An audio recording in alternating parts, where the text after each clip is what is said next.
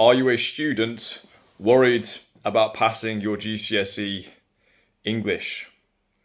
Perhaps you're a parent worried about your son or daughter as they enter this final year of the GCSE course. A lot of students find themselves at this point in time thinking, wow, am I really ready to do this? My final school exams at the end of the year. And yeah, it can be a bit of a nerve-wracking time and a nerve-wracking year for people. Or maybe you're a research student. Maybe you've just got your results and they didn't go the way you'd been hoping they would. And all of a sudden, you're now getting ready to do a resit. And your stomach drops just thinking about going into that exam hall again. You've already been through this once. Do you really have to do it all over again? And many students do feel, actually they really know that they are underperforming in English language and literature relative to other subjects. And often it is not the student's fault. This has been my observation. Often it is not the student's fault. But before I explain why this is, I will just introduce myself. I'm Lawrence. I'm an academic tutor specializing in the core subjects of English and maths. I do offer some other subjects, but those are the ones I focus on most heavily because those are the ones that students really have to pass and really excel in to the level they're able to at GCSE level. So I work mostly at GCSE level. And I've been an online tutor since 2015, and I've been full-time online since 2019, so a long time. I would say I was one of the forerunners really in academic tuition online, kind of one of the people who first went in and really explored the potential of how far we can push the online space and what students can actually get out of it. And it's been an amazing experience. I've seen it at this point, hundreds of students go through my programs and just have tremendous success. So that's what I do in terms of this service. My own academic backgrounds, I actually left school at 16. So I got my GCSEs and I left school at 16, but I carried on studying privately, essentially on my own. And it's a slightly unorthodox way of doing things. My story is a little bit different to most students. But I ended up getting very good A-levels, and I ended up at 19 being awarded an academic scholarship to study at the University of Oxford, which confounded a lot of my friends that had been to sixth form because I hadn't been to sixth form. And so I actually realized later on that I'd developed some very interesting study hacks, and I developed a very interesting means of breaking down subjects really into their most important pieces and just making sure that all the building blocks were in place. I think I had to do that because I couldn't afford to be complacent. So I ended up going to Oxford University on an academic scholarship and have worked in education for the most part since then. I've always enjoyed working with students and just developing the next generation. It's just such an amazing thing to do to help them along their journeys. So although I'm actually supposed to be on holiday at the moment, I thought, no, let's get the laptop out. Let's get things organized for next week, but also come in with a quick video as well. So to get back to the English exam, what I found to be true is that students who don't fulfill their potential on this exam, the reason is not because they are bad at English. It's not because they lack the ability. It tends to be a multitude of factors that are holding them back. And the first is they simply don't understand the assessment criteria. So many students go into the exam with a very hazy understanding of what they're even being assessed on. What skills do they have to demonstrate? How exactly should they be constructing their writing? Most students don't even know where the goalposts are, so to speak, so how they're going to score the goal. So that'll be the first issue that students have. And I've also found that most students, even quite advanced students, have some serious gaps in their understanding and knowledge of grammar. And this affects the accuracy of their writing, and the fluidity of their writing as well. This is actually almost universal because in English, most of the grammar gets taken care of when students are around back end of primary school. And actually, by the time they get deeper into secondary school, they've actually forgotten a lot of that material. So a lot of it needs to be revisited, polished up, and even advanced a little bit as well. Then on to creative writing and analytical writing. For a lot of students, this just feels like guesswork. Let's just hope I come up with a good story if it's a creative piece. Let's just hope I make a few good points if it's an analytical piece. They lack a clear plan and a repeatable structure. And in summary, the whole thing just feels really vague. They're just unclear on essentially every step of this exam. And this is why people often say things like, oh, you're either good at English or you're not, and you can't prepare for the English language exam. I mean, this is total nonsense. It's absolute nonsense. You can prepare for it with the exact same rigor and precision and foresight that you will do with a science exam, for example. And so the result of all of this is basically stress, confusion, and a deep feeling that you're not fulfilling your potential. That's the biggest frustration for students, and I think for parents as well, is that the student is just not fulfilling the potential that they've got inside them.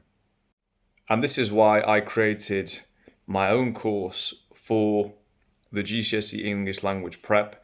It's called the English GCSE Blueprint. The reason I call it the Blueprint is because we really go down to the fine details. We really lay the foundations before we start to build up to the more advanced and interesting stuff. And it's designed for Year 11 students who want to secure their grades the first time out, and also resit students who want to come back and make sure that on the second attempt they do actually secure the pass grade. So on this course, students get real clarity on what the criteria are for this exam. We look at model answers, we look at mark schemes, and we make sure students know exactly what they need to be doing in the exam itself. We also spend time going over the basics, strengthening the basics, specifically grammar and punctuation, because as I said, most students have got at least a few weaknesses or areas that are just a little bit blurry.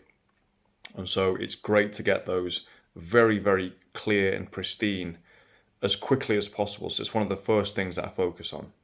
We also work on a very structured writing pathway. So for the creative section of the English language paper, which is worth 25% of the overall mark, I show students some very interesting and useful and also dynamic structures that they can put into play in their own writing.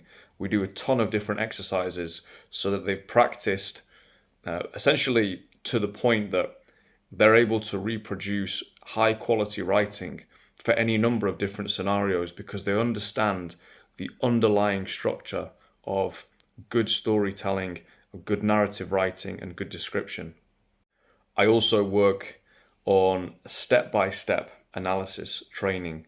So students can take an unseen piece of text, break it down, and analyze the author's writing effectively and meaningfully and on a repeatable basis. We also take care of timing on the exam itself. And on the literature side as well, I've taught most texts across most different boards over the years. So I'm also able to offer a good deal of assistance on the literature side as well. And the end result of this, as well as excellent grades, students routinely seeing improvements of routinely 1 grade, frankly, often 2 grades.